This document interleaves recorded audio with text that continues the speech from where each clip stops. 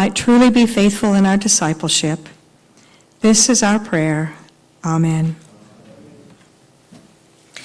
As we begin our afternoon session, we'll have before us the report and recommendations from the Permanent Committee on Collaboration, and then we'll also hear on some institutional matters and membership matters in the Assembly and bylaws, and then we'll have another presentation on public issues. So those are the order of the things that we'll be considering in the afternoon session. So I'd begin first by turning to Bishop Simo Puera, who has been the moderator for our PCC, so that he can present to us this report from the Permanent Committee on Consensus and Collaboration.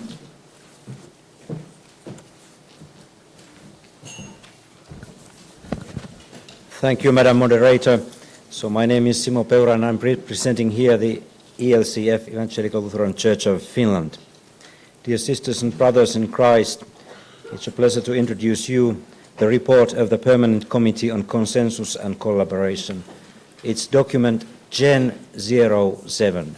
Gen 07. Our first meeting was arranged in Helsinki at the Orthodox Cultural Center Sofia, which is led by His Eminence Ambrosius, Orthodox Metropolitan of Helsinki, and the conference was hosted by the ELCF. Our committee consists of 14 members. There are equal number of Orthodox and non-Orthodox members in the committee. And the committee is moderated by His Eminence Metropolitan Gennadios and myself. Majority of the members are new ones in the committee. Because of this fact that many of the committee members are newcomers, the committee spent some time to reflect its mandate. It was very helpful for our work that General Secretary Olaf Fykset-Tveit described us the background of the work of the PCC. As it is stated in paragraph 14, there was the interest expressed by member churches and partners of the WCC for shifting their decision-making procedures from parliamentary process to consensus, recognizing in this a particularly appropriate way for church bodies to make decisions. When this change was adopted by the WCC, some critics predicted that decision-making by consensus would impede the work and influence of the WCC, would result in paralysis or mute the voice of the Council. In the General Secretary's experience, and that is also shared by many members of the committee, the opposite has been the case, as what the Council says and does carry even more weight precisely because it reflects the considered consensus of the body. It was very important too for the self-understanding of the committee to receive an illustrative introduction to the work of the Permanent Committee and its mandate prepared by Deputy General Secretary George Lemopoulos. The committee can be understood as the trustee of the notion of the WCC as a fellowship of churches. It functions within a space where controversial issues can be explored, possible solutions considered, and advice developed for the governing bodies. By being a place for the referral of difficult issues from the governing bodies and by anticipating occasions of challenge to the fellowship, the committee is able to function as a safety valve. There are 5 recommendations in the report. The first one is on the page 4, and I read it.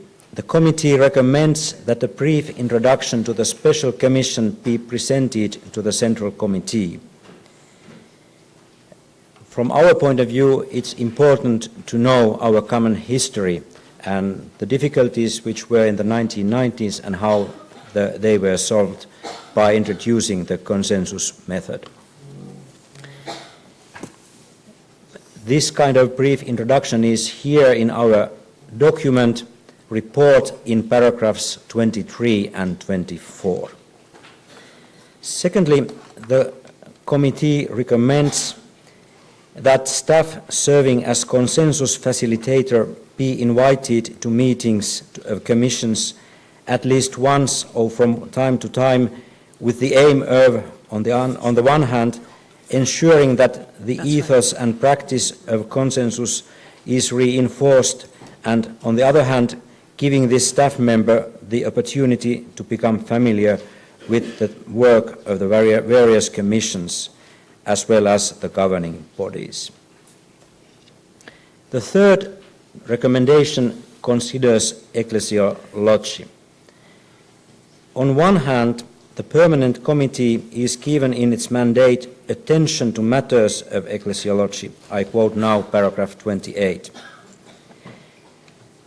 On the other hand, the Commission on Faith and Order has undertaken the task of exploring and deepening the ecclesial dimensions of the fellowship. It has also issued the results of 25 years of work, the convergence text, the Church towards a common vision, which challenges the churches to reach a common understanding of what is the Church. When taking these two aspects into consideration, the role of the permanent committee can be understood as complementary to that of Faith and Order, and as trustee of that work in the life of the fellowship as experienced in the governance of the VCC. So the third recommendation is the permanent committee recommends that executive committee use all possible means to encourage the member churches to undertake review and response to the text, the Church towards a common vision. Important, but at the same time very challenging issue to be solved was the question of the meaning of the phrase fair and adequate representation as it relates to the composition of the governing and consultative bodies of the VCC. That is discussed in paragraph 34. Recognizing that this matter became in many meetings a divisive issue, the committee had an extensive discussion with the aim of better understanding the complexity of the matter and with the hope of offering a contribution to the debate that will lead to the finding of solutions that will strengthen the fellowship. In this matter, the work of the permanent committee has just begun. The permanent committee plans future work exploring 6 issues which are mentioned in the paragraph 35 from A to F. And make sure it's recorded. Membership applications next. You don't have a way to read it out yourself. But you can have In most aspects, the application process is clear. However, You can do it during for the application process, the ecumenical commitment of the applicant church has to be assessed. And then the 10th Assembly has directed that the WCC devise a procedure for membership applications that is not dependent upon the membership criteria put in place for membership in other ecumenical organizations.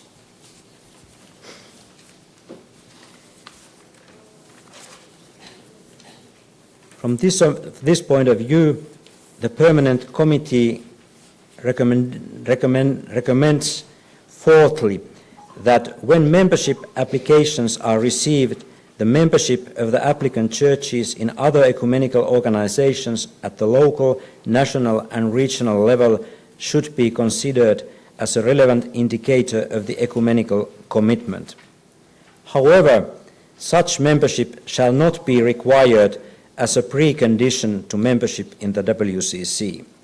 The General Secretary shall assess whether valid reasons exist in the specific context of the applicant church that precludes such membership.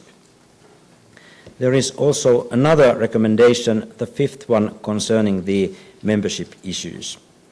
The committee recommends that as part of the normal application process, applicant churches be informed of the possibility of becoming a member as part of a group of churches as provided in Rule 1 and asked whether this possibility has been explored. Applicant churches. There are 2 churches which have applied the membership of the committee, membership of the World Council of Churches, the Baptist Community in Central Africa and the Africa Brotherhood Church. The committee welcomed and discussed the both reports regarding the application and recommended that the application processes proceed to the next phase, namely a visit to the applicant churches. These visits have been done now. The final decisions of these applications will be done here in Trondheim in Central Committee meeting. Mrs. Moderator, I have now finished my introduction to the report of the Permanent Committee. Thank you for your attention. Beautiful. Thank you. Before you sit down, we'll just see if there are any comments or questions that people want to offer so that you'll be aware of that as we prepare for the next place. So if you do have comments or questions, go to a microphone at this time. We'll begin at microphone 2. Thank you. Andrej Jeftić, Serbian Orthodox Church. In the 5th recommendation, it is said that the applicant churches should be informed of the possibility of becoming a member as part of a group of churches as provided, and so on. And in point 43, we have a concrete example of the Baptist community in Central Africa, in Congo. And it is said that this church is one of several Baptist communities in the Congo, of which 2 are member churches of the WCC. So my question is whether this church has already been informed of the possibility to become a member as a part of as a group of churches from Congo. And I would suggest that instead of just informing churches that such a possibility exists, maybe we should encourage them to explore such possibilities, since it's a way of encouraging churches to unite. Thank you. All right, thank you. I'll hear the other questions at the microphone, and then you all may want to make a comment. A microphone 3. I'm Teni Piri Simonian, Armenian Apostolic Church and the Center Committee member.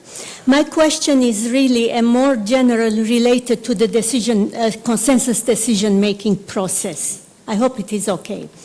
Now, this whole approach of consensus decision-making, I think we have to commend it. It's something very special that the World Council of Churches has adopted. But my question is, in a consensus decision-making process, after the mind of the group has been tested, on issues either dialogue should continue, or when it is not possible, it should be suspended. All dialogue should be suspended, or positions have to be suspended. Now my question is, after so many years of consensus decision-making practice, do we know how many of the issues that have been accepted through consensus have either arrived at a common ground through dialogue, or how many have been suspended because dialogue was not possible? Thank you. Okay, thank you. All right. Another one at microphone 3. Thank you, moderator. Just a quick question. Paragraph 35. The Permanent Committee plans future work exploring the following issues, and that has all to do with nominations processes, and I can understand and see why that is an issue. Under F, you say explore new ways of defining some of the target balances and terminology, for instance, the age limit that defines youth. Can you speak a little bit on that point? Thank you. All right. I think we've had 3 different comments or questions now. If you all would like to share anything in reflection there. Go ahead. Metropolitan, if you take the first question. Okay, very good. Yes, thank you. Before to respond to Dr. Jeftić's remark, question. Allow me, on behalf also of the Orthodox members of this committee, to express our gratitude and appreciation for the generous hospitality offered by the Evangelical Lutheran Church of Finland for the first meeting, which was held in Helsinki, of course with the assistance and with the help of Bishop Simo. I would like also to remind that this committee met for the first time after the assembly. Is the first meeting, and somebody can raise the question why not immediately after the assembly or in a more close time after the assembly like the other committees. And this is only was for the practical reasons.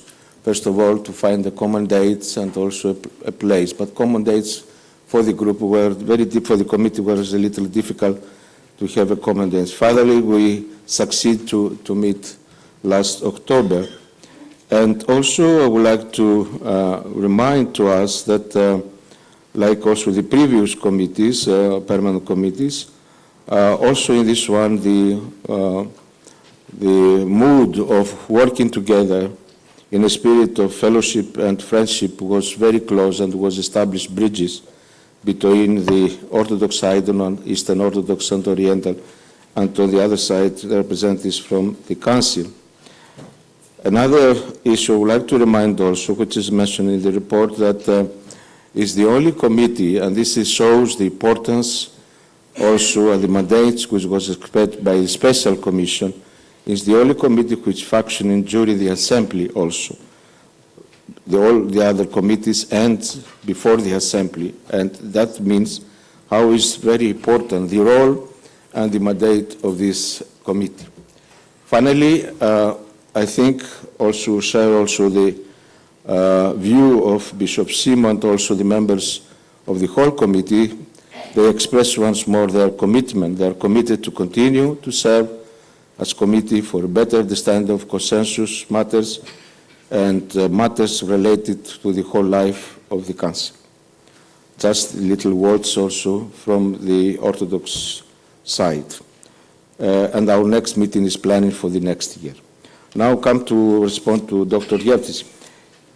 Yes, the idea in principle is that when there are applications for small churches, it's very difficult to fulfill the, let's say, the basic qualifications to become members, of number of membership, of faithful, and so on. The proposal is, and this is continued to be, that to encourage these churches to come together as a group, grouping, let's say, the small churches. Now, the case that we have here, for example, with the Baptist churches in Africa, as you raise, why not to encourage them to come together because they are Baptists and Baptist tradition and so on. Here we have to remind to us that these Baptist churches are coming from different historical streams and historical backgrounds, and each of these churches will be very difficult, let's say, to lose their historical identity. Then they present themselves by their own, and then it's very difficult. Even we encourage them to come together as a group of churches on the same, under the same umbrella of Baptists.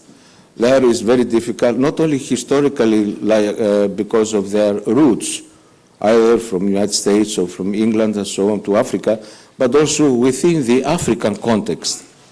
And then we have to respect also that. For this reason, there is this the recommendation for this African, the Baptist churches community in Central Africa and in Goma and other republics. This is the only reason.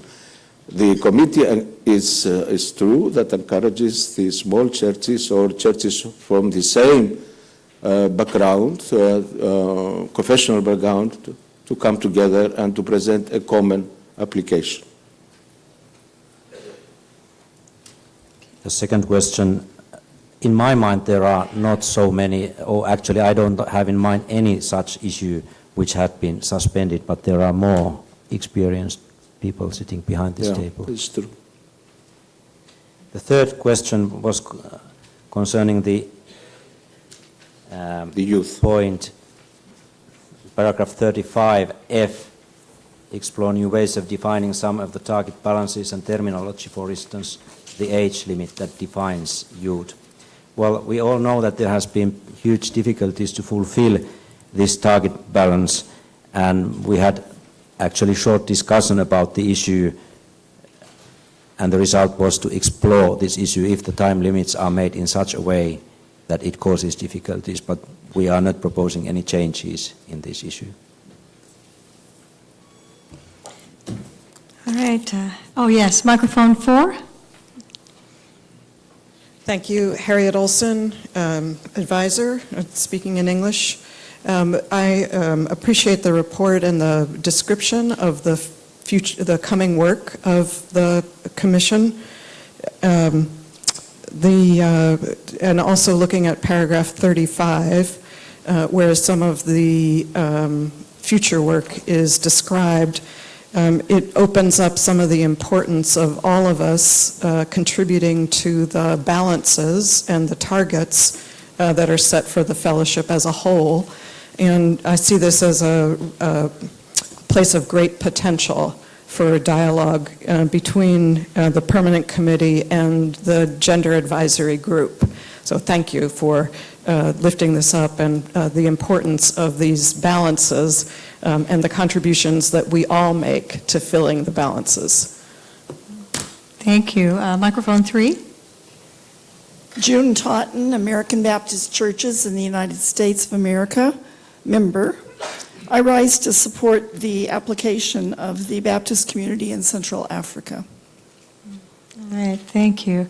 I think now we're ready to go from our, was there one more that wanted to speak? All right, go to microphone 4, and then we'll move from our conversation to our action.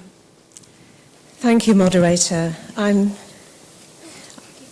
Susan Derber, moderator of the Faith and Order Commission, and I'll speak in English. I wanted to express appreciation for the recommendation that encourages our churches to reflect on, review, and respond to the church towards a common vision. You won't be surprised to hear that I'm delighted to see that in this report. But I wanted to draw attention to paragraph 31, which reflects on the challenges of being a fellowship of churches, in that some want to give the ecclesiological dimension a greater significance, and others want to focus on such things as common witness and service to the world. And I simply want to say that I hope you will find in the document to the church a way of doing ecclesiology which does not perpetuate that division into two poles.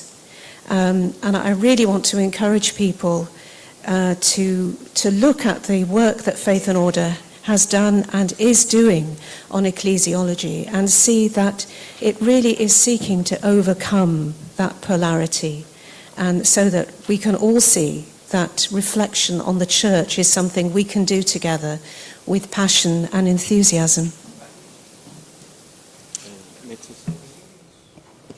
I would like just to add something to Susan, just to remind you, it was not a surprise that we are dealing with faith and order matters, because faith and order is part of always of our work of this committee from the beginning, which was initiated after the special commission and within the special commission process in the past. Faith and order is present either with the presence of the director, like was the case in Finland, or with the staff, and also we're relating with matters which are related to matters of faith and order. Then the committee is working very, very close with Faith and Order Commission. Thank you, thank you. All right, I think now we are ready to move to our action, and so if you are ready to receive the report and to refer it to the appropriate committee, would you show your cards, your orange cards? Policy All right. Reference Committee. All right. Policy Reference Committee. The Policy Reference Committee, yes. Thank you. Thank the appropriate committee. Thank you, Policy Reference. Thank you. Thank you very much. And thank you, Bishop and Metropolitan, for your leadership with us in this work. We'll turn now to some institutional matters, and I'll call on the General Secretary to begin to guide us through some of these. Thank you, Moderator. Before we go into some text, I would like to raise another House business. When we had a roll call yesterday, there were several names who were supposed to be, of delegates who were supposed to be present, who didn't answer. And I think it was because there was a late arrival. But I would find it proper that we ask those of you who have arrived after the roll call and come to the microphone and say your name so that it is recorded that you are here. Could you, who have arrived after the roll call, please go to the microphone and say your name so that it's recorded that you are present. If someone would make sure I have that microphone on. There we go. Yeah. So, all right. So we'll begin with the group here at microphone 2, and so just say it clearly, and then they'll make sure we have it recorded. Mm-hmm. Yes, good afternoon. I'm Angelique Walker-Smith, National Baptist Convention, USA Incorporated, United States. Good afternoon. Right Reverend Arnold Temple from Sierra Leone Methodist Church. Good afternoon. I'm Archimandrite Jacques Khalil from the Greek Orthodox Patriarchate of Antioch and all the East. Good afternoon. Emma Sapa, Evangelical Presbyterian Church, Ghana. Bonsoir. Nous bonus confort de l'Église protestante méthodiste du Bénin, membre. Sawadee. Good afternoon. My name is Sayam from Thailand. Okay. All right, let's do microphone 3 next. I'm Bishop Diloraj Kanagasabe, the presiding bishop of Church of Ceylon. I am Kirsten Auken, the Evangelical Lutheran Church in Denmark, and I apologize for the late arrival.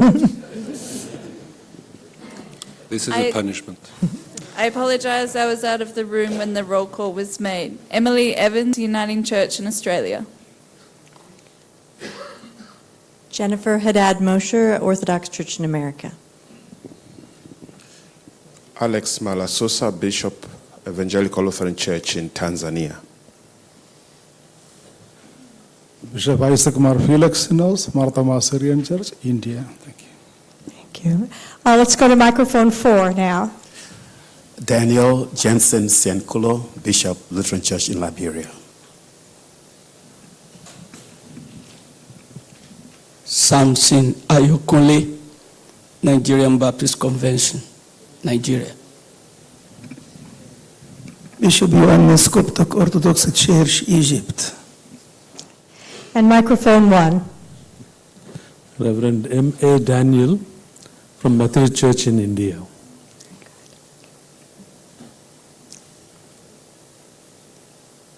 Father Iakovos Andriopoulos from the Church of Greece, here substituting for His Eminence Metropolitan Gabriel of New Ione in Philadelphia. Thank you. Thank you, and welcome all of you. It's really great that all of you are here on a part of our committee. Thank you. We are now going to introduce 4 documents that will be referred to the Policy Reference Committee.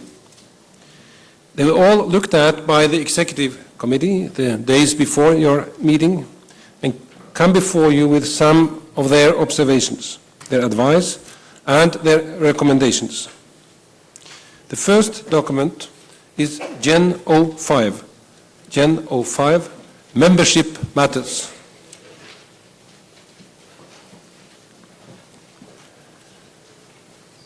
This is an item on every Central Committee agenda.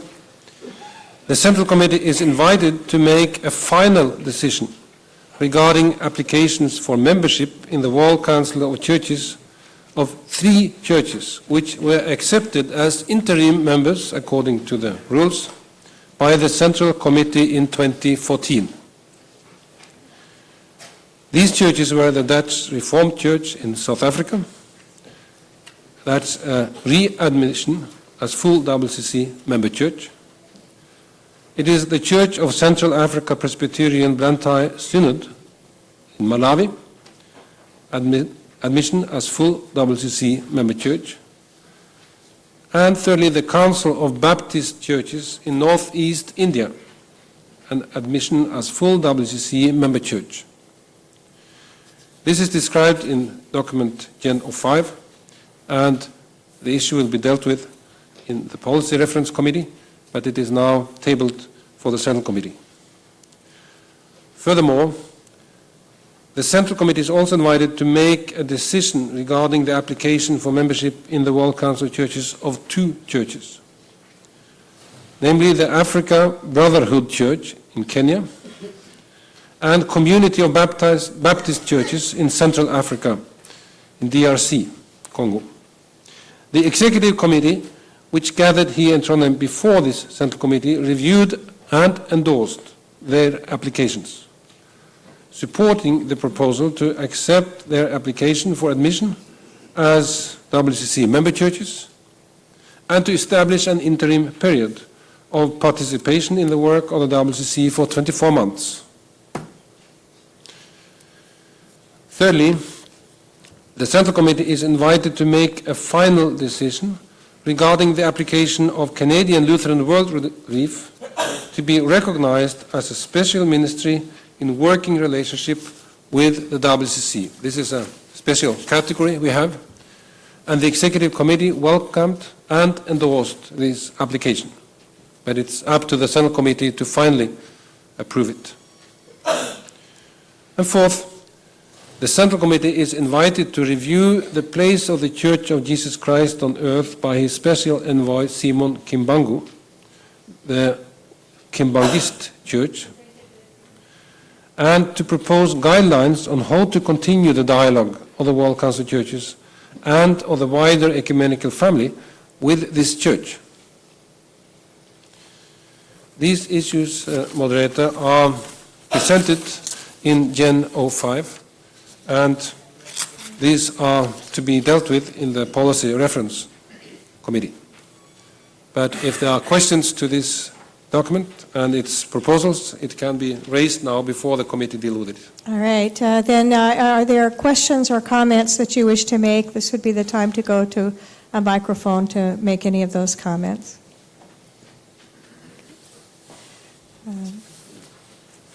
All right, microphone 2. Thank you, Moderator. On page 1, may I know how tribalism is understood in this report? Sorry, I couldn't hear. How tribalism is understood in this report? The paper says the eradication of tribalism.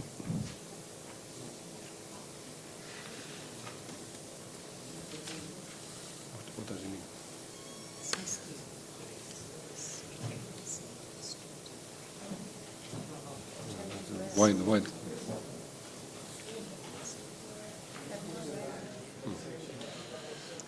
Well, I think it is definitely a question that should go to the Policy Reference Committee to be discussed. Okay, thank you. And not for me to comment beyond that at this point. Thank you. Yeah, that's good. All right. If there are no more comments, then let's go ahead and take our action.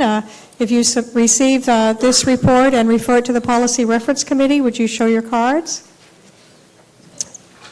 Thank you. It is referred. All right. Microphone 4. You've been speaking on the first part of the report, and not the whole report. No, only on the membership matters, the part that he's just presented. There is another issue of membership matters which was not read by the General Secretary.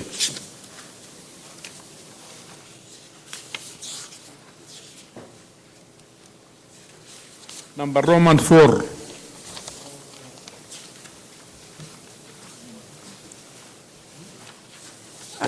I don't have it in front of me. Can you read it? No, I was presenting the issue about the Kimbangist Church. Yeah, that was included. The recommendation on that piece was included. Then I am Dr. Rodi Khawas, Greek Orthodox Patriarchate of Jerusalem.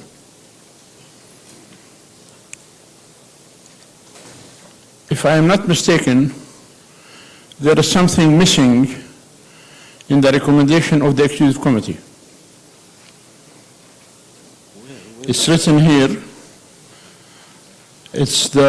in order to support this process of reflection on such a delicate matter, the Executive Committee at its meeting in June 2016 in Trondheim asked that the matter be discussed with the leadership of AACC and OICC during the Central Committee and invites African brothers and sisters who are members of the Central Committee to put this matter on the agenda of their Africa Regional Meeting.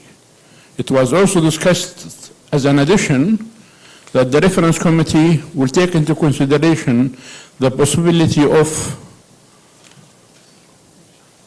implementing our roles by, can you, Bishop, tell me the right word, suspension of its membership, which suspension does not mean by anything that we are getting rid of it.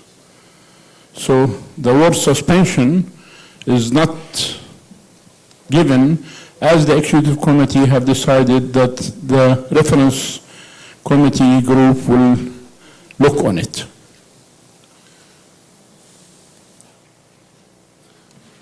Yeah, Moderator, Dr. Kawas is correct that I didn't bring the total text in my short introduction, and therefore I didn't read all of it, but there might be, and I think it's correct that, as Dr. Kawas says, that in this text, as it is written in the paper you have, is not describing the whole recommendation from the Executive Committee, and it is a matter that we have to look at. I cannot now recall the exact wording by heart, but it is the same perspective on this process that Dr. Kawas referred to.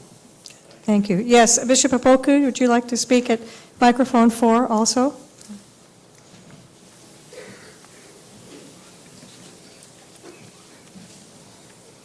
Bishop Opoku from Nigeria.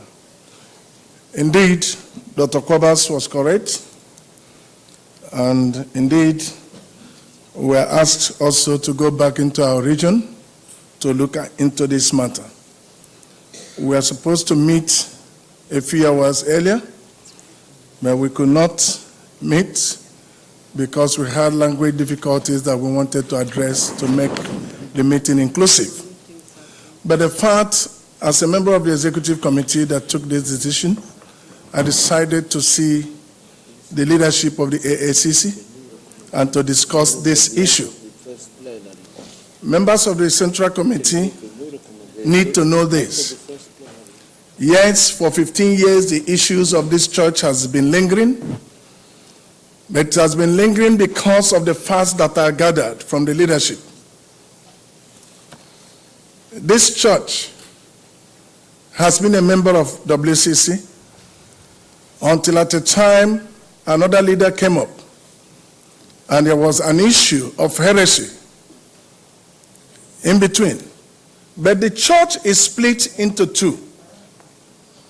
The people with the heresy of the man thinking that he is God and Jesus, and the rest of the half of the church that is saying no, that is heretic. And the approach of people from our area in the region is this: if we go to push forward for the exclusion or whatever of this church, we will be throwing out the good people or the bad people or the sheep and the goat. I don't know how to classify it, but let me just pardon me. So, and the approach is this: to have further consultations so that we do not, in terms of trying to put one discipline in accordance with our rules, and then also offend the other half of the church that is with us, that is with Jesus, and that is with God, and that is with the Holy Spirit. This is the situation. So my proposal would be to go also to the reference group and for them to continue to work towards this to see if we can have a common ground. and use that opportunity for enlightenment. Thank you. Moderator, may I add one comment and one proposal? The comment is that the issue is probably well known to us, as we also discussed it in the former Central Committee, and there is a progress report of what has been done since then. The issue at stake is whether the process has come to a level where the new rule we have in our rules since the last assembly, that it is possible that the WCC suspend a member church, whether that issue should be raised at this point. And it is not an issue of exclusion, but it's an issue of suspension to have another level of discussion about difficult issues. This could have been elaborated a bit more in the text so it was more clear that this is the question before you. Therefore, my proposal is that we come tomorrow morning with a revised text here so that you see more clearly what the question asked to the Central Committee is from the Executive Committee. Good. Yes. Would you indicate if you agree that it would be good to bring in a revised proposal in the morning? Good. Thank you. That's exactly what we'll do. But I will also make it clear that my proposal and my wish is that this is both discussed in the Policy Reference Committee, but it is also discussed particularly in the African regional meeting, as I really need the advice of the African church members who are represented here, but also to have a consultation with the leadership of the All-African Conference of Churches and the Organization of African Institute Churches, as they are here in this meeting, also to hear their assessment of the present state of this process. I think this has been helpful information now as the Policy Reference Committee and as the regional group begins to meet. So thank you, and thank you for the thorough discussion on that. So if the General Secretary would like to go on now to the next of the institutional matters. Yeah, Moderator, then we move to Gen PRC 02, which is called On the Way to the 11th Assembly.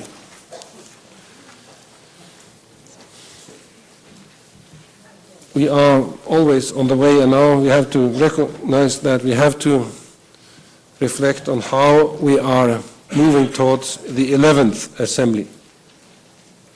In this meeting in Trondheim, the Central Committee will be invited to take two decisions about the 11th Assembly, and thus to inaugurate the process of the Assembly preparation.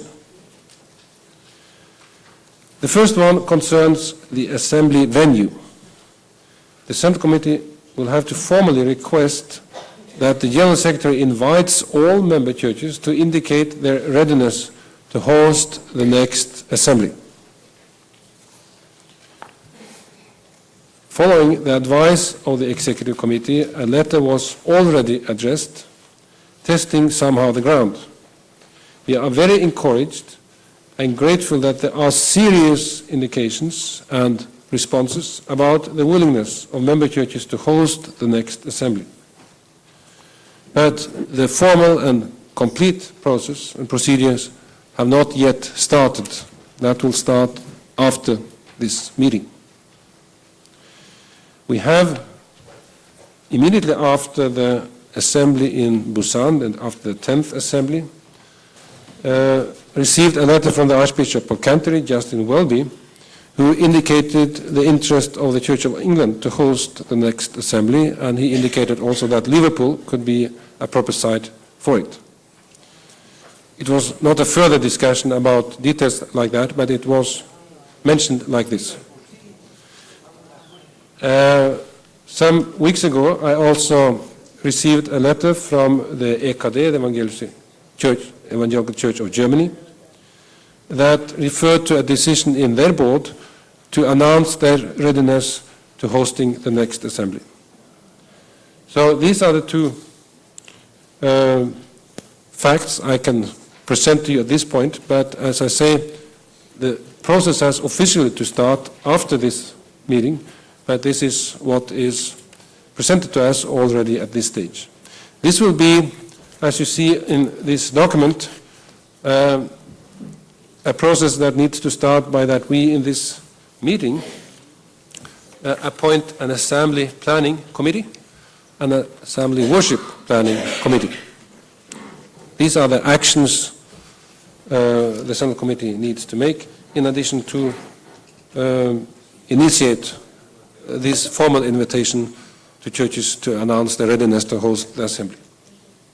All right, are there any questions or comments that you wish to make about this procedure on the way to the assembly? Microphone 1. Oh, sorry, I forgot my thing, because I've been to the king. That's right. You've seen the king. Anders Weijrid, European President, Church of Sweden.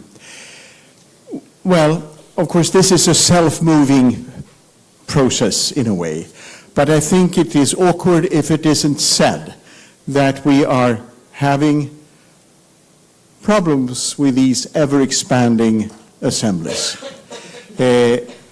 We were hosted in a tremendously generous way by South Korea. It cannot go on like this. It has to be quite a change.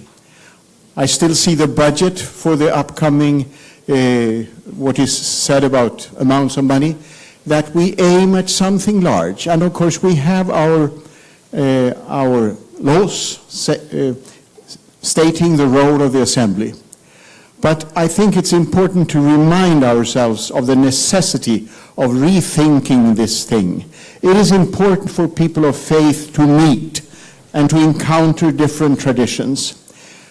But the way this grows, it doesn't seem quite fit. I just say this, and then I know things will go on. Thank you. That is helpful, and really a helpful reminder to us. Microphone 4, Your Eminence. Thank you. I am Metropolitan Bishoy, Coptic Orthodox Church in Egypt. I have only a simple question.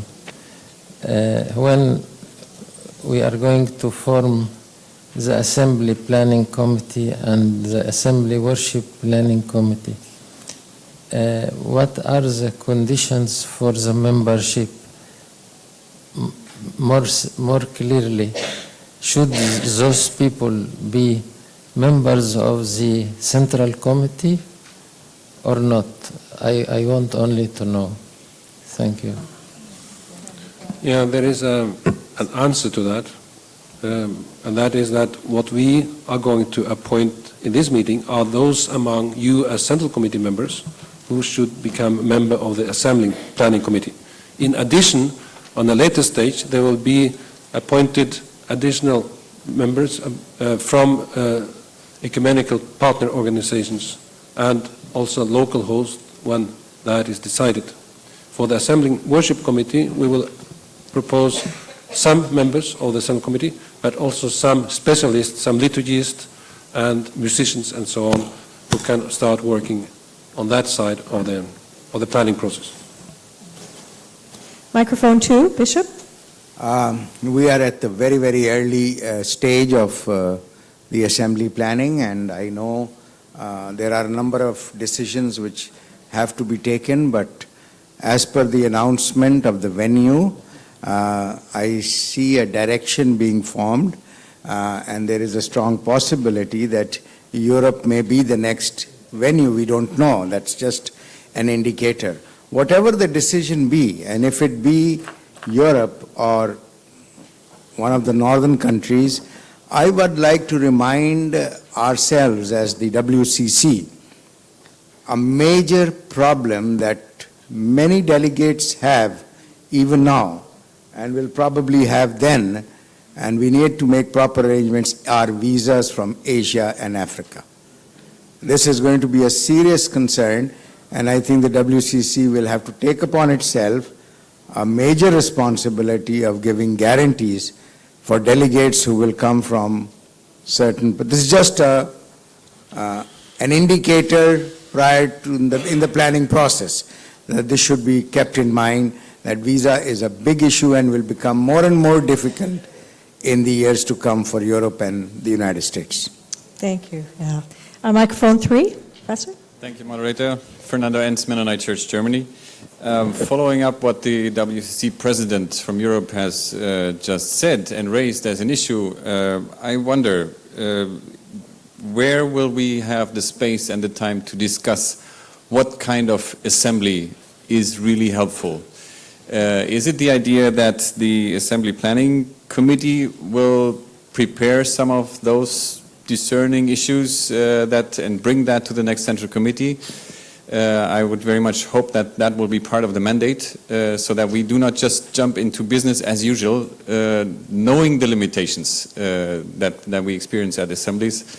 Maybe we need, in light of the pilgrimage of justice and peace, maybe we need a different kind of walking together and journeying together. And I would ask that we, at the next Central Committee meeting, we have enough time to discuss that together as the Central Committee. What kind of assembly do we need, and what kind of assembly does the world need? Thank you. Moderator, the question about visa is unfortunately a well-known problem. And of course, wherever we are in the world, it has to be taken into account how to facilitate that all churches can be present. For this or that reason, there might be obstacles. But thank you for reminding us about it. The process before the 10th Assembly was a twofold process. There was first an Assembly discerning committee to discern about issues like was raised by Fernando Enz, but also about cooperation with others, ecumenical partners. And then when those conditions were discussed here, the Assembly Planning Committee were appointed by the Central Committee. The idea is now that we don't need two committees, but by starting this early, that we should invite the Assembly Planning Committee exactly to ask those questions first and prepare a real discussion in 2018, both about those questions and related to that, what is a proper venue and what is a proper size and what is a proper profile. So that in 2018 we have a well-prepared discussion when these decisions have to be made. And of course, then there is a further process that has to develop the concept. But already in 2018, I think this should be a prepared discussion. And that's one of the reasons why we already now want to appoint one Assembly Planning Committee. And it has to do also with the capacities this committee will have. Okay, now if you are ready, if you will indicate that you'll receive this report and refer it to the Policy Reference Committee. All right? All right. Thank you. Thank you for showing your cards. I think the next one he has is policy on non-active member churches. Is that the next one you have? No. No, you have another one. I have something before. That, we have Gen PRC 03, if we follow the, yeah, that's right. the normal logic order. Yeah. 03. It's about towards the midterm evaluation and the renewal of the World Council of Churches strategic plan. Gen PRC 03. And it is coming in our hands. It is in print. Okay, then you were prophetic, moderator. I think it's wise to start with Gen PRC 04, if all of us have that available, and then we come back to 03. So we go to Gen PRC 04, policy on non-active member churches.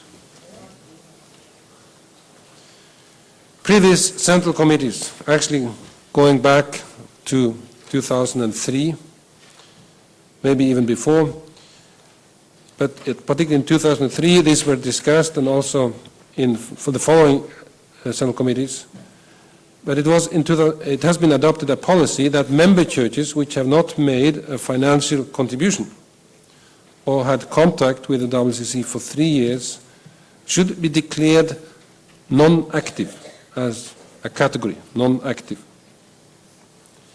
The consequences of being declared non-active have been that churches are not eligible for subsidies are not eligible to send representatives to WCC governing bodies.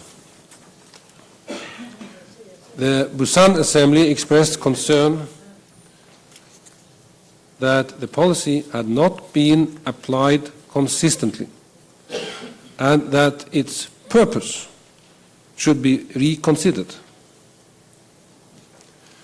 The Assembly asked the Central Committee to revise this policy. That's why we bring it for your attention in this meeting. The Executive Committee already revised the WCC policy on reimbursement, linking good financial stewardship with reimbursement to attend WCC meeting. And the reimbursement policy is working well, according to its intentions. But the Executive Committee is asking the Central Committee to withdraw the policy on non-active churches, to be in harmony with the rules on consensus and participation in decision-making, so that it is not an issue that if you were, as church, present in an assembly, elected into a governing body, and if your church is not paying, you will be excluded from the decision-making process of the council. That is, according to the reflection in the Executive Committee, not in accordance with the ethos of this council.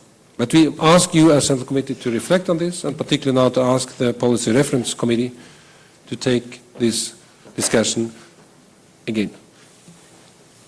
All right, are there comments or questions that any of you have about this one? All right, microphone 2. Andrej Jeftic, Serbian Orthodox Church. I have a question regarding this policy for reimbursements that was approved by the Executive Committee in November 2015. So if I understand things correctly, we are about to affirm it or approve it and to give it a validity, right? But it has already been distributed to the member churches, attached to the letter when we were invited for this meeting, and the churches were supposed to adjust their actions accordingly. So my question is whether the proper procedure has been respected in this issue. Well, that's up to the Policy Reference Committee to discuss. But the clear intention in the proposal here is also what the Executive Committee has based the preparation of this meeting upon. I'm not the right person to answer that. I think it should be discussed in the Policy Reference Committee, how that answer should be formulated. At least it's very clear that this is what the Executive Committee asked the Central Committee to affirm, that to have travel costs reimbursed is connected to whether the church has paid membership fees. Microphone 3. Thank you, Moderator. I'm Silishawo, United Church of Zambia member. I wish to say a great thanks to the Executive Committee for having to move what's on that paper.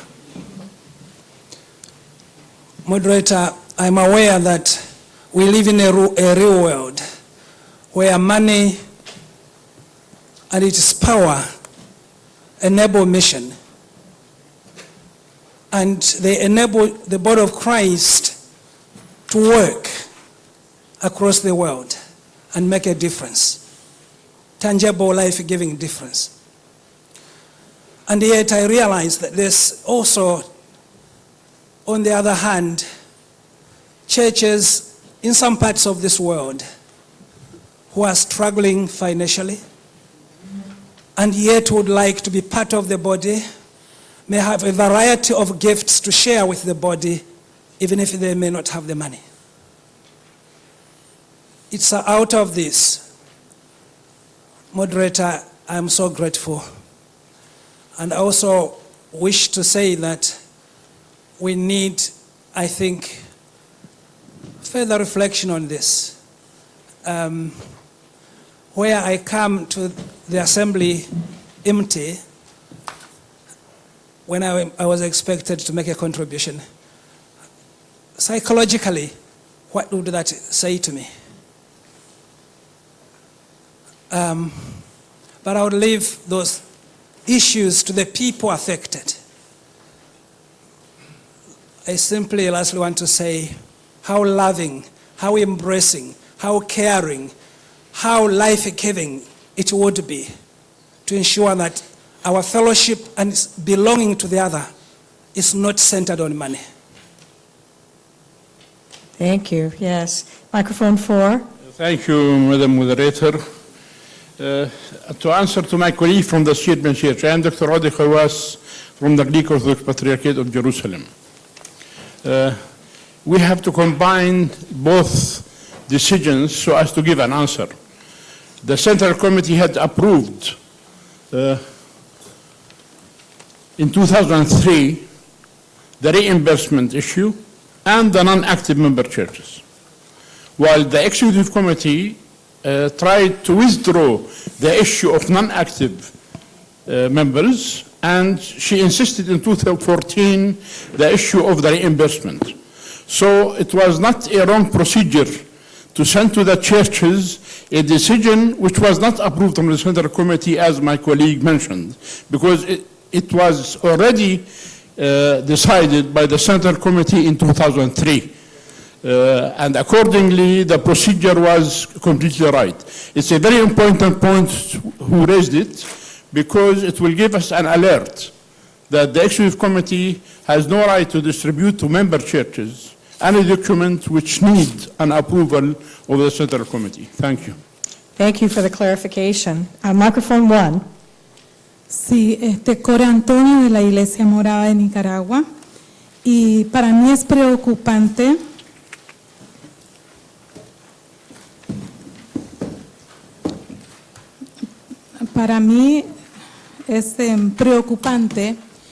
la situación de membresías de iglesias, porque estamos en un nuevo emprendimiento de unidad de hermanos y hermanas caminando hacia la paz.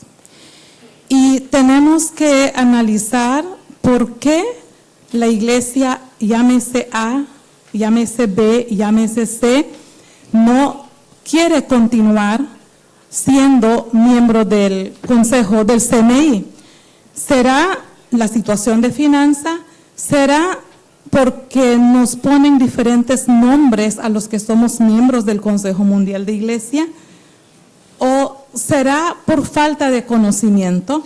Porque digo todas estas cosas porque nosotros que venimos desde la base entendemos muy bien las razones que los miembros que están en la base interpretan sobre la situación. Una cosa es nosotros que estamos enfrente de nuestras iglesias, y otra cosa es los que están en la base totalmente, en una asamblea. No es lo mismo como nosotros nos encontramos acá. Por tanto, yo respeto la decisión de algunos de que sí se elimine, pero sí quisiera solicitar que se analice una vez más antes de tomar la decisión definitiva en la comisión. Gracias.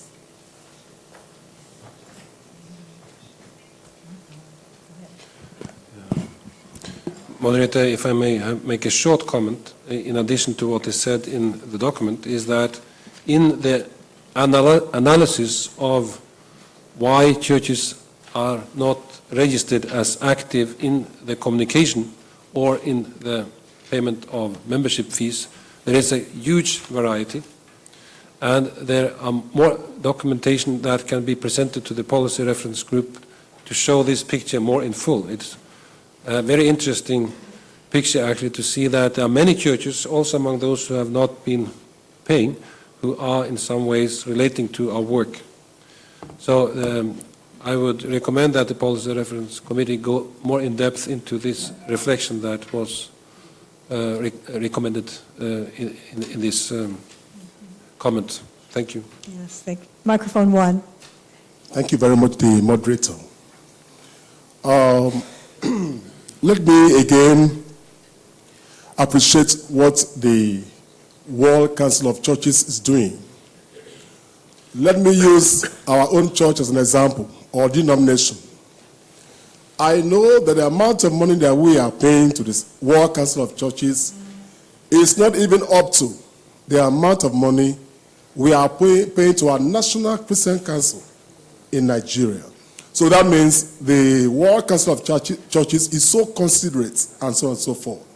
But that notwithstanding, I want to appeal to the World Council of Churches to please tender justice with mercy. I know it is not that they have this money.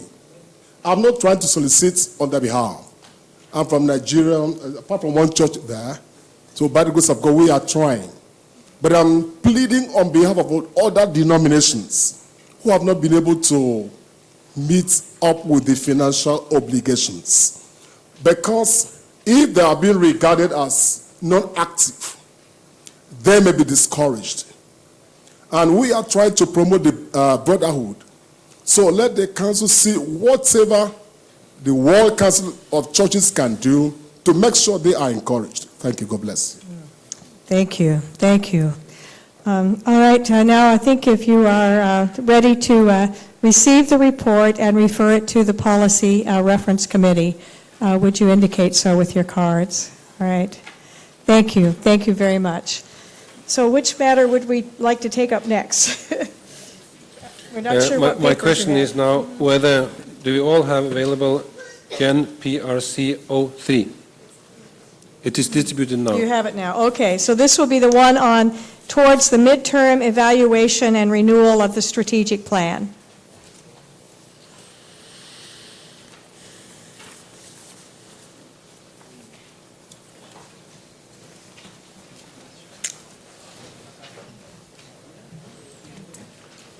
As it is distributed, let me share the background for this paper. It is decided that we have a strategic plan for the first year of this period between the two assemblies. And as you have received the report for this Central Committee about our work, it is a report against that strategic plan. How far are we addressing it and fulfilling it? But it is also decided that after 4 years it should be revised or amended or renewed. And to make that happen, it's important that there is an evaluation. And we need a process to evaluate the strategic plan and in that way facilitate also changes we find necessary.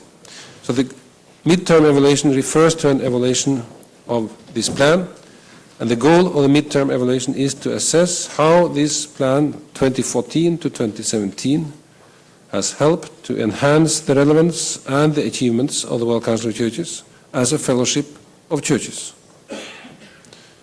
The midterm evaluation is a learning process related to the renewal of the WCC strategic plan for a second period, from 2018 to 2021, to the 11th Assembly.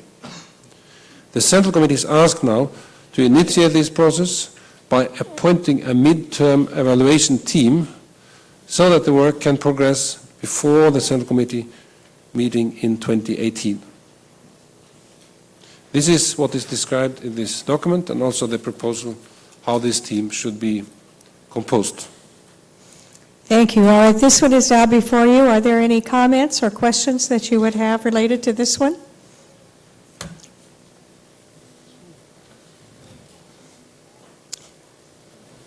If not, if you're ready to receive this recommendation towards a midterm evaluation group and renewal of the strategic plan and to refer this to the Policy Reference Committee, would you indicate this with your cards?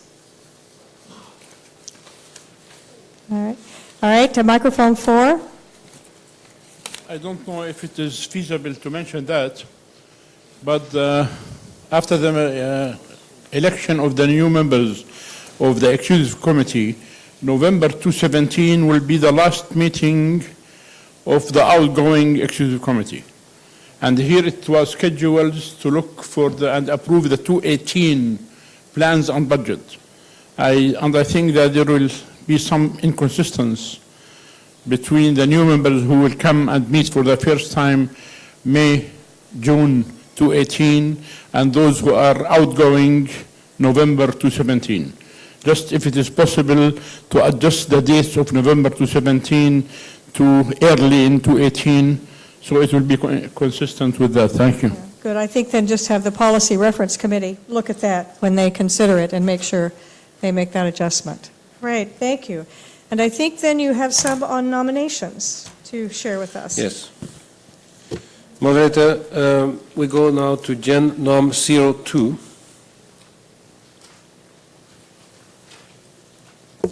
These are one or two documents that will be forwarded not to the Policy Reference Group, but to the Governance and Nomination Committee. And they also include matter carefully monitored by the Executive Committee. We have Gen Nom 02 nominations, and we have two appendices, 02.1, which is midterm election, an explanatory note, and 02.2, which will now be distributed, which are proposals from the ExCom for this nomination committee, for the election of the Executive Committee, for the appointment of the Assembly Planning Committee, for the appointment of the Assembly Planning Worship Committee, and for the midterm evaluation team. So you should have three documents in your hands.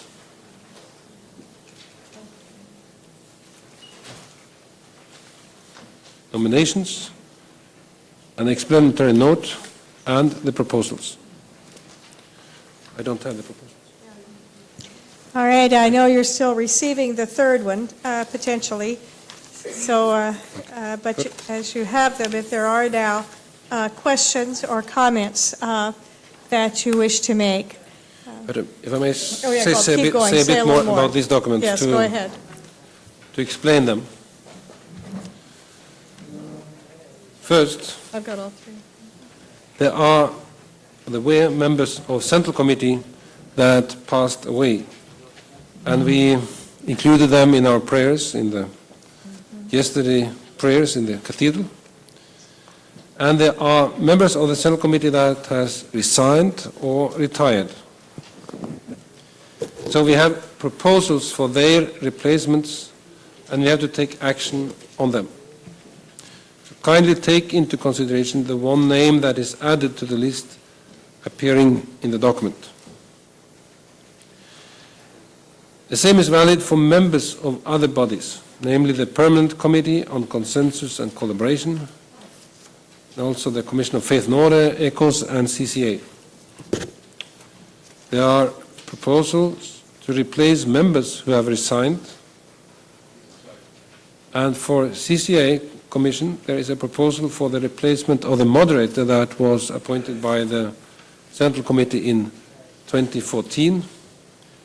The moderator appointed at that point was Bishop Mume Tandala from South Africa, who resigned after a while for health reasons. We do keep him in our prayers, and after consultation with member churches and ecumenical partners in Africa, and particularly also in Southern Africa, we come with the name of Reverend Frank Shikane, who is also present in this meeting. He's a former General Secretary of the South African Council of Churches, and also has long experience both from public life and as a pastor in his church. Furthermore, the Central Committee will have to elect a new moderator for its program committee. And here we refer to the World Council of Churches rules number 10.4a and rule number 8.2. 2a. We regret very much that Reverend Dr. Sharon Watkins would not be continuing on the Central Committee,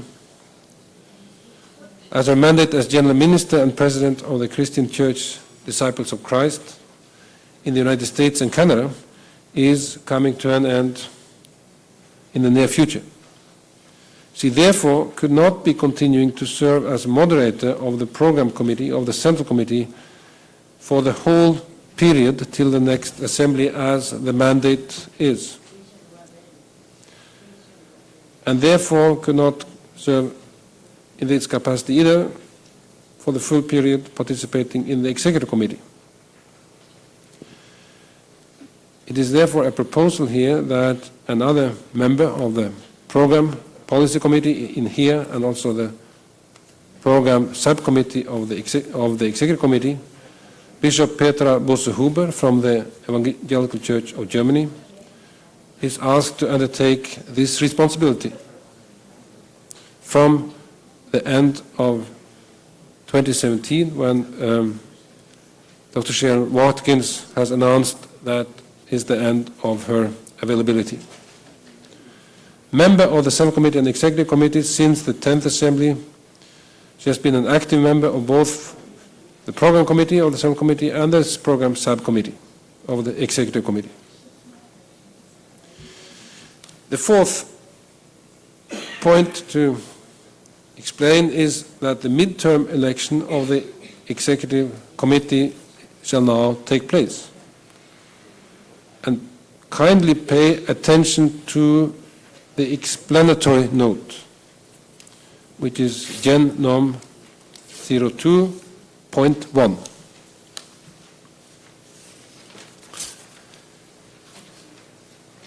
The Executive Committee has tried, according to its mandate in general, to prepare for this election in very close cooperation with the General Secretariat,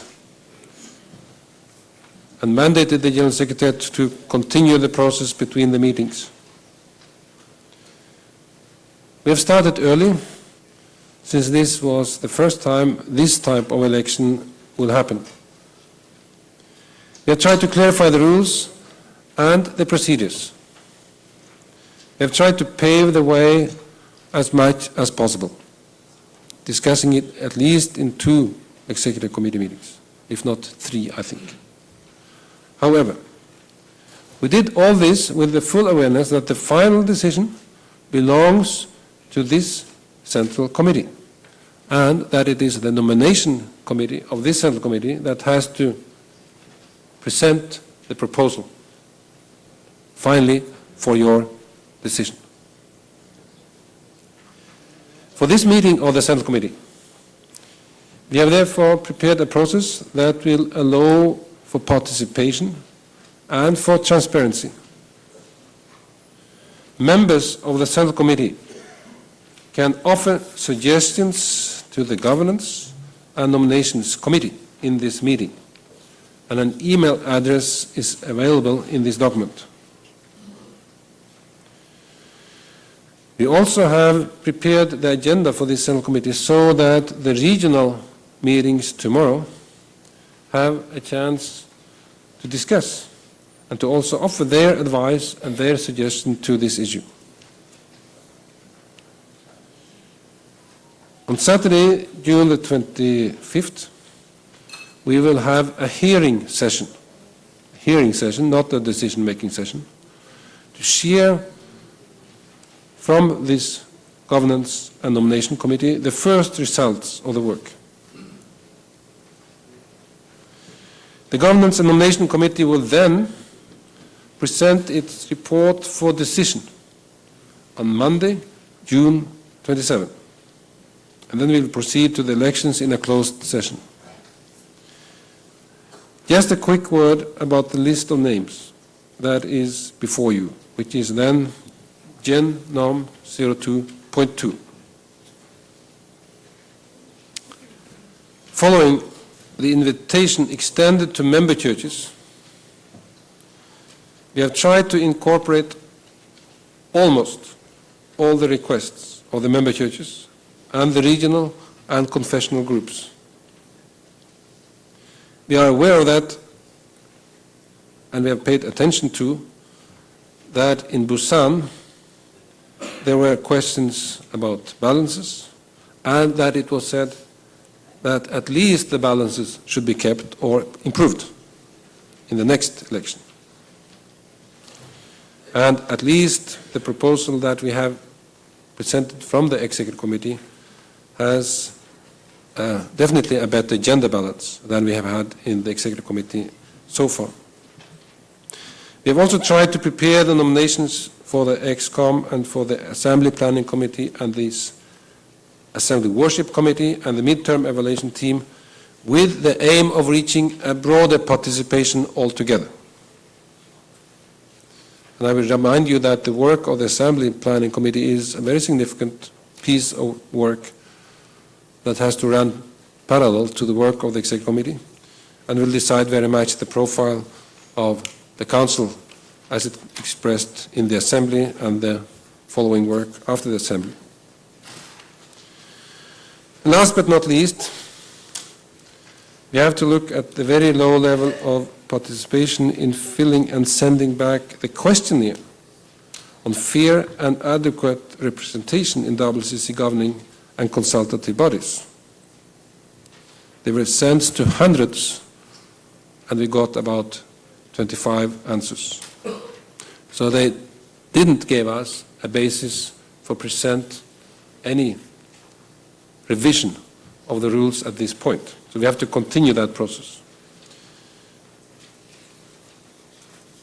These are the comments to be made at this point to introduce the documents. And I emphasize again that when it comes to proposals of names, they should be not brought here in the plenary, but they should be referred or sent to the nomination committee, and they will discuss them and deal with them. When we finally come to the decision-making process, we will be presented to the procedure for that election at that point. Now it is time to work on the nomination as a nomination process in this meeting. Thank you. All right, microphone 3. Sorry, microphone 3. June Totten, American Baptist Churches in the USA, member. I hope that this is the right place to say this. I think it's a conversation that needs to take place in the Central Committee and not just in the committees of WCC. The Executive Committee has rightly observed the racism in the United States and brought that to our attention.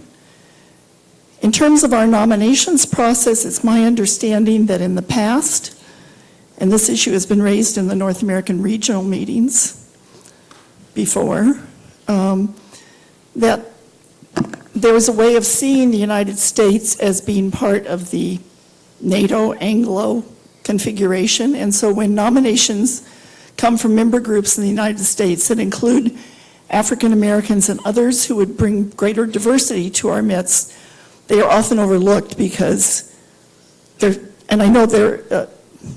overlooked because they're not seen as bringing diversity or something. And I understand that there are member groups who make nominations on a regular basis and never have received appointments. And I think that needs to be raised in this larger group and not just in the nominations and governance. Thank you. Microphone 4. Emily Evans, Uniting Church in Australia. It took me 24 hours to arrive in Norway. In my normal life, I am a postgrad student. I work in emergency management in the state of Victoria. I am an active member of my local congregation and the wider Uniting Church. I'm on the Central Committee, ECOS Commission, Gender Advisory Working Group. I have an active social life. I am not an employee of my local church, and I do not see that as an option in the coming years.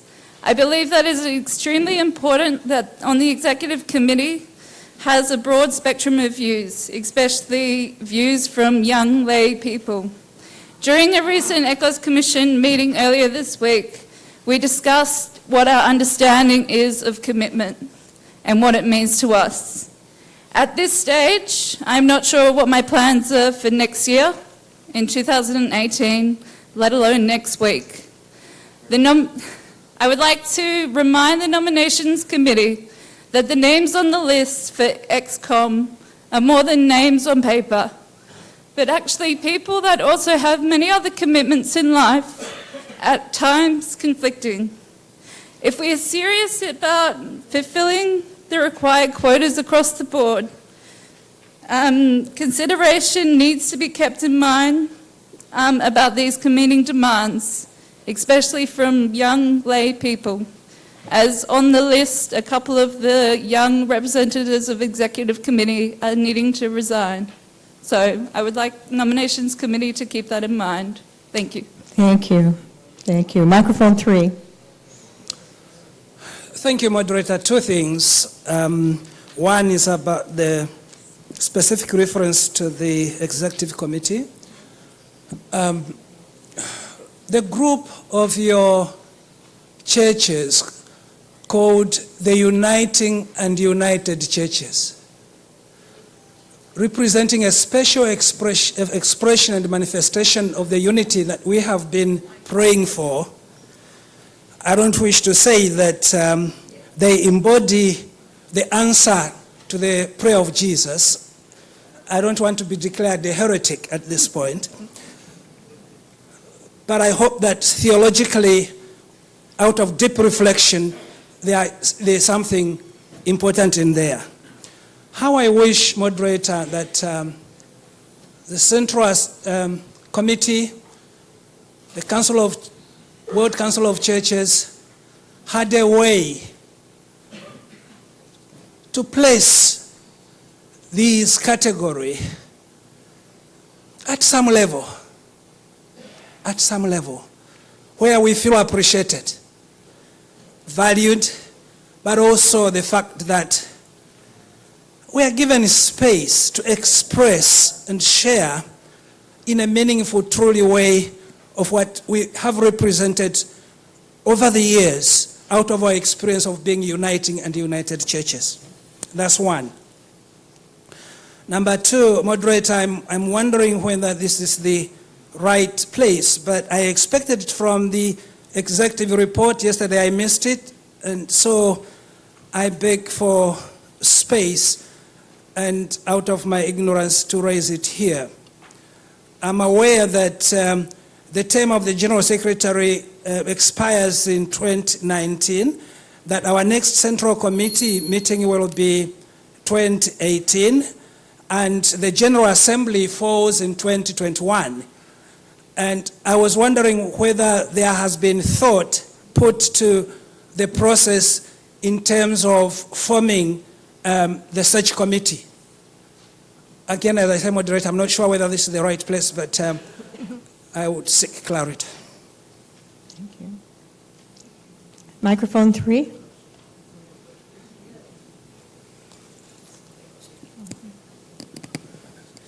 Moderator, I stand here to give thanks to God. I will. For a difference I have seen in the proceedings of the plenary sessions, more prayer had been brought into the life of the proceedings, and I give thanks to God for that. I'm glad that the speaker who spoke before me raised this issue.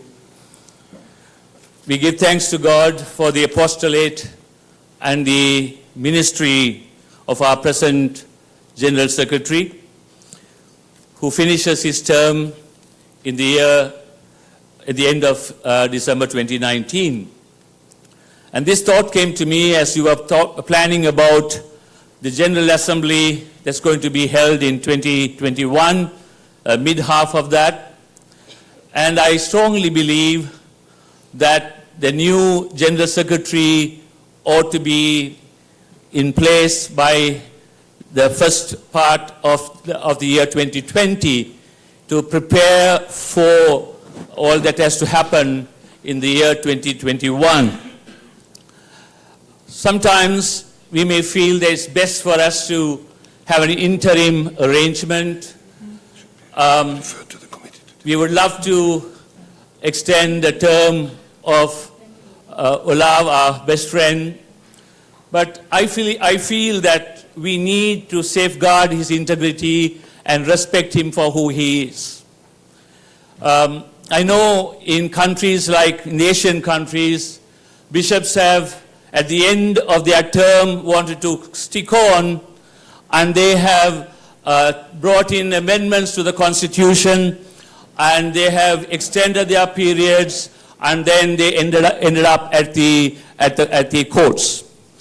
I believe there should be a difference between how the state runs and how the church runs here.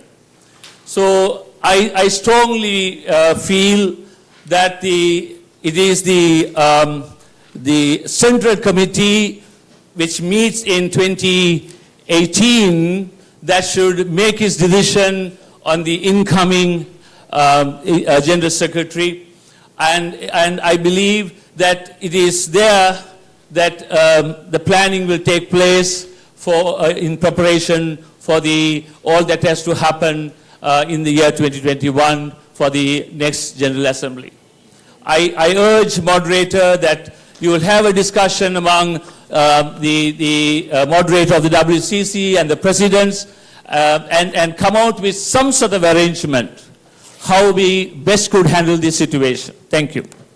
Thank you. And we have had conversation in the executive committee already, and then we will refer, this is very helpful, we'll refer it clearly to the nominations committee as we forward this for referral and discussion and continuing to follow a process.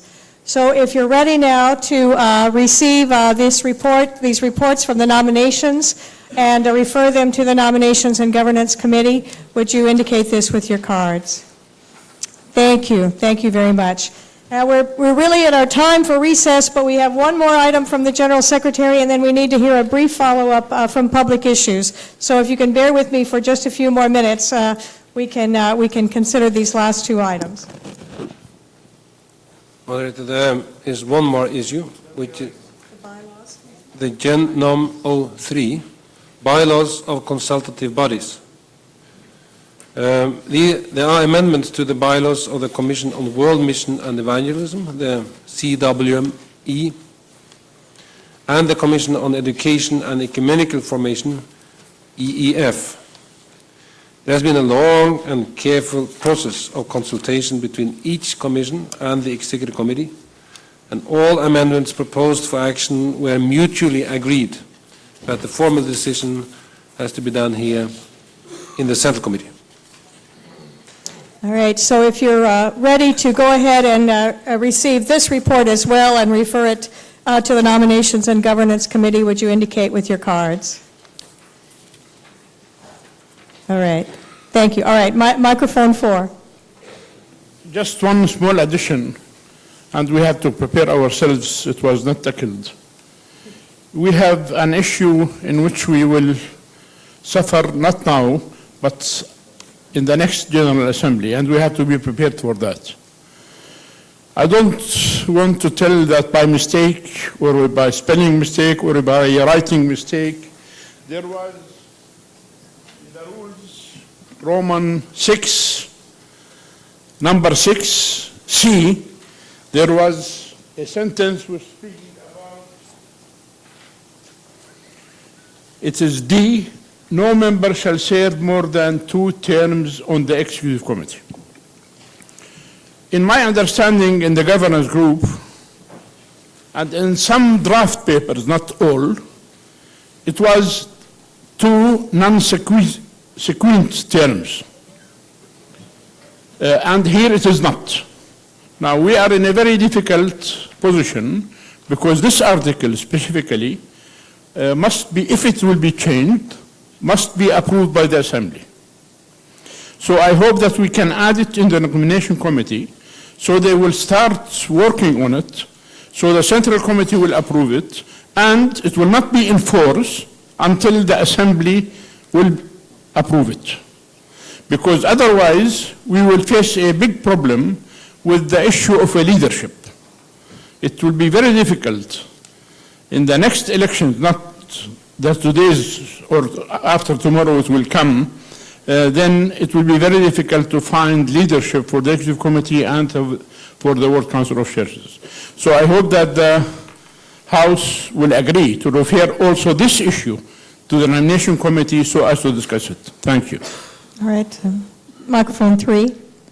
Ann Glenn McCool, Greek Orthodox Patriarchate of Antioch and all the East, member.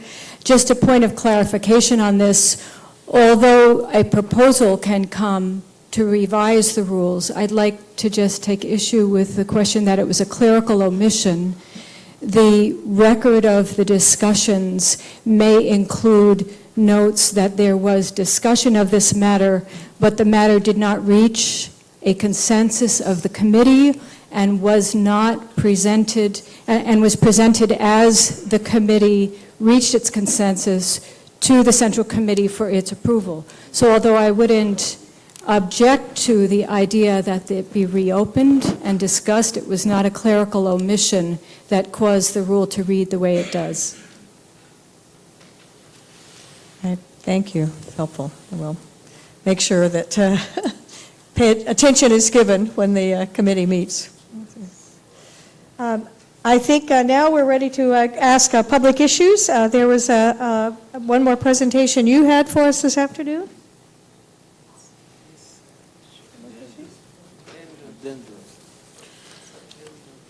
This is GenPub 03 Addendum.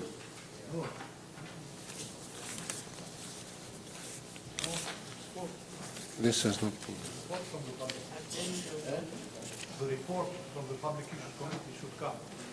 The report from the Public Issues Committee should now be presented. Yeah, the report so far. Microphone 2. Maybe you can come to the, Oh, yeah, to the come front. up front.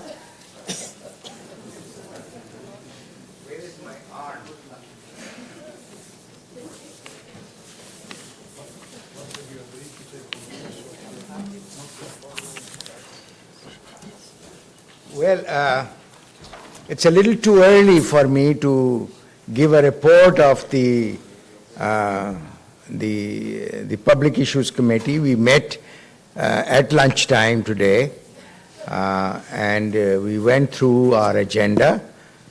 We went through the process in which how we will move forward.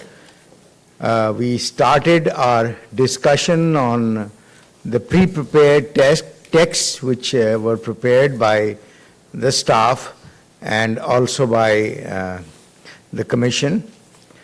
We were able to only, in that span of time, in detail discuss one issue, and there was a major contribution of the committee members on that issue, which was related to religion and violence. So we are going to meet again. As far as the reporting is concerned, this is all I can say. We are not at the moment in a position to give you details of what we have decided unless it's formulated and it comes through the committee. So that is where it is. But I thought you were going to mention this addendum, which this is in relation to. You want to do that? No, you do it. All right. Oh, I brought the wrong document. Do you have the right one? This is on two issues relating to Syria and probably. It is GenPub 03 Ad.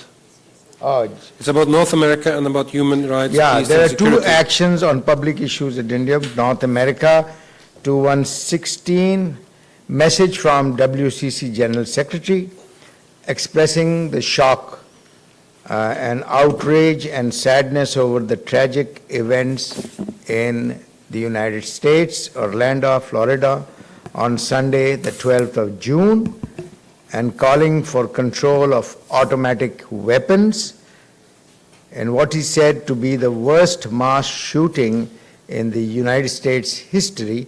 50 people reported to have lost their lives, and 53 more were wounded in an attack by a single gunman. So that is one. And the second one is human rights, peace, and security, a statement from the Peace Building and Reconciliation Consultation, the place of the church, which was organized by the WCC and the South African Council of Churches in South Africa, providing safe space where churches from conflict or post-conflict countries could engage in a mutual learning for effective participation of the church in peace building and reconciliation, and discussing best ways to take proactive role in engaging and supporting initiatives for peace building and justice.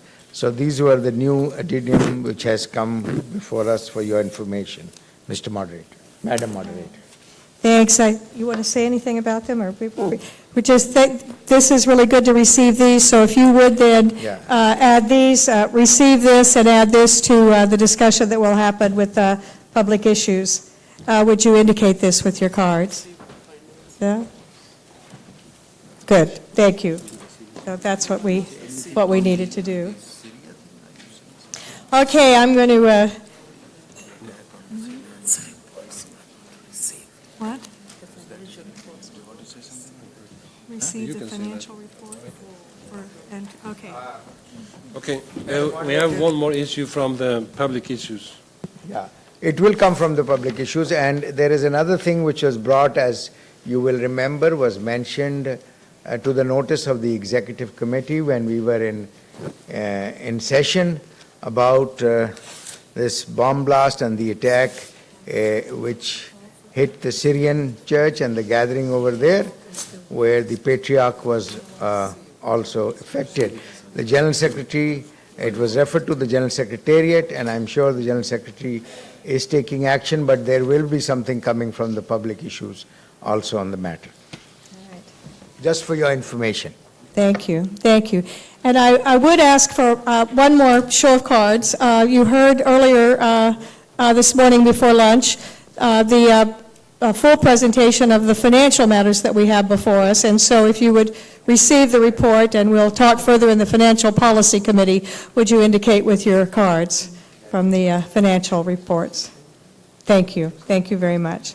I'll turn now to the General Secretary for announcements. Oops, Bishop has one more.